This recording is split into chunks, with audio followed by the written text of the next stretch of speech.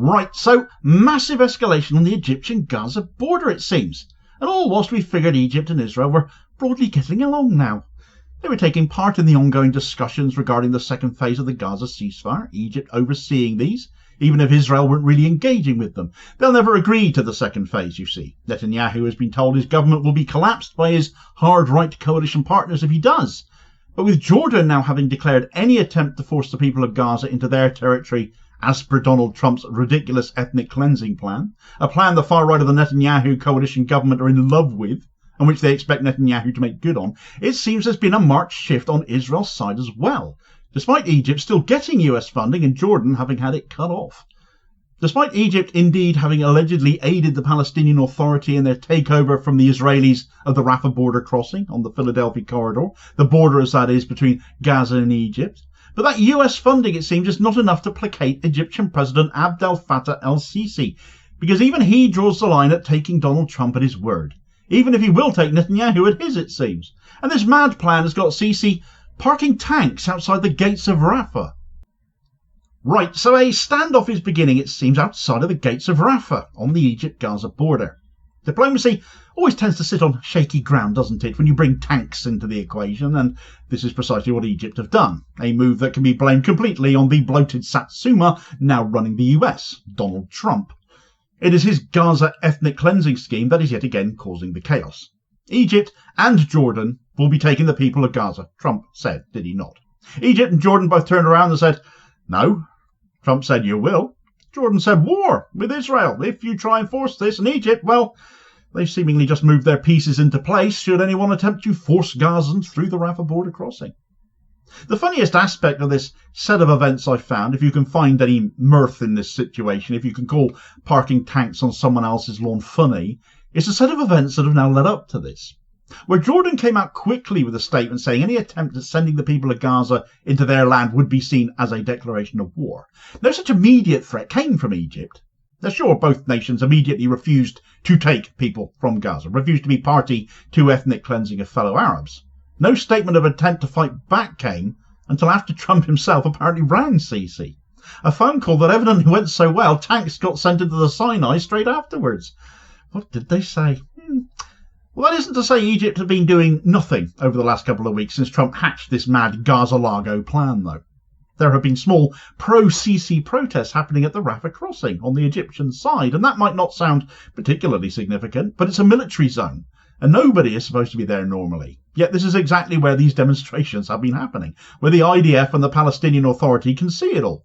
But now, of course, this area has lots of Egyptian tanks in it instead, so an escalation of Egypt's refusal to go along with Trump and Israel too, it seems. Netanyahu now in the position of somehow having to make Trump's plan a reality to remain in his post, but still with nowhere to send any of the people of Gaza, because nobody is going to side with Israel in this and with Trump and commit ethnic cleansing for their benefit only.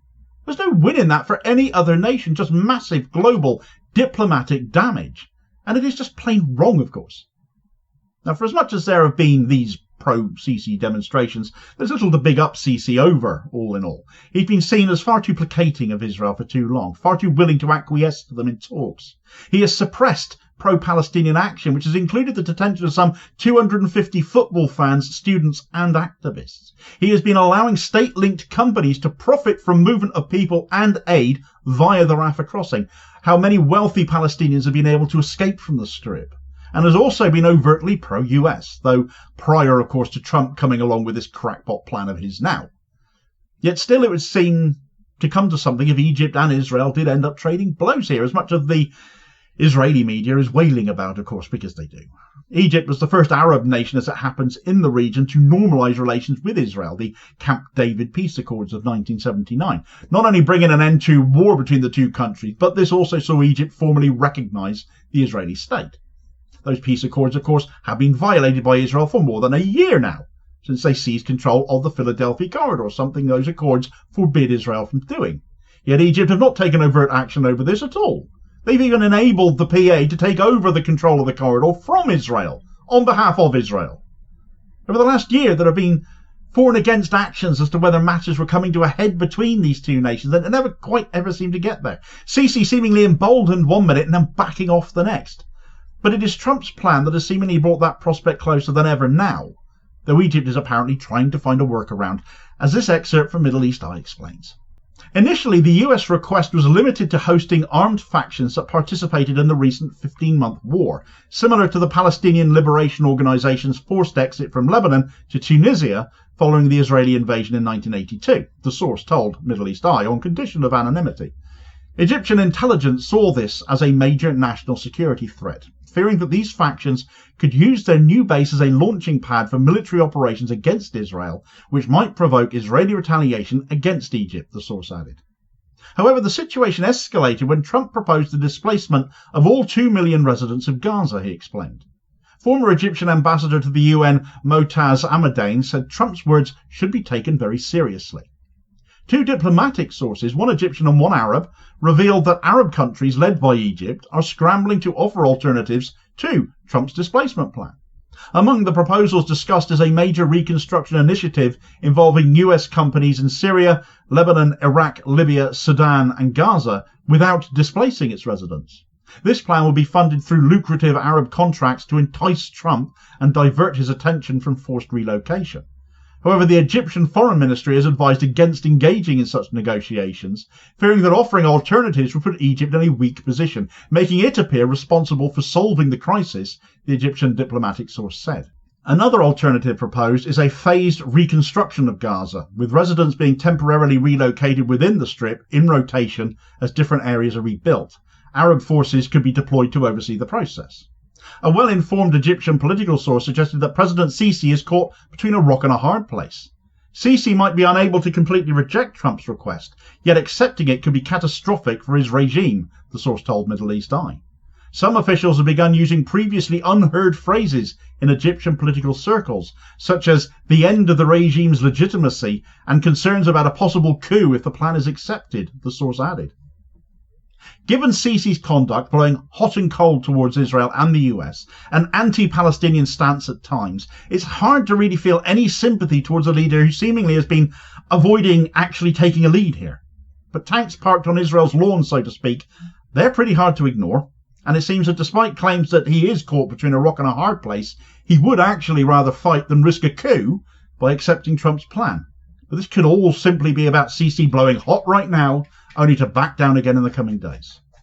That said, it isn't as if Egypt don't have the clout to go toe-to-toe with Israel. Between active and reserve soldiers, Egypt apparently has an army about 1 million strong. It has Abrams tanks, Apache helicopters and F-16s. They wouldn't be a pushover, and this has even been admitted by a former Israeli general who has gone on record as saying, "The Egyptian army is the strongest army in the Middle East, with 4,000 tanks, 2,000 aircraft. For years they've been building highways into Sinai. We're the target. We don't even have a brigade to stand against them." Past wars against Israel might not have gone Egypt's way, but times have changed, it seems. It is just a case of whether or not they have a president who will fight or flee when it comes down to it. Trump's plan isn't going to go away yet, though, so he might have to finally pick a side, but he will have to choose very carefully. Meanwhile, on the other side of the Rafah Border Crossing, back in Israel, there's been a major split in the IDF since the departure of former Defence Minister Yoav Gallant, which certainly won't help matters if things come to a head with Egypt, because the new guy, Israel Katz, seems to be on a power trip of Trumpian proportions, throwing his weight around where it isn't wanted, and, well, the mood in the IDF is turning positively mutinous. Get all the details of that story in this video recommendation here as your suggested next watch. Please also hit like, share and subscribe if you have not already done so before you do, though, so as to ensure you don't miss out on all new daily content and help support the channel, of course, which is enormously appreciated, obviously. And I will hopefully catch you, therefore, on the next feed. Cheers, folks.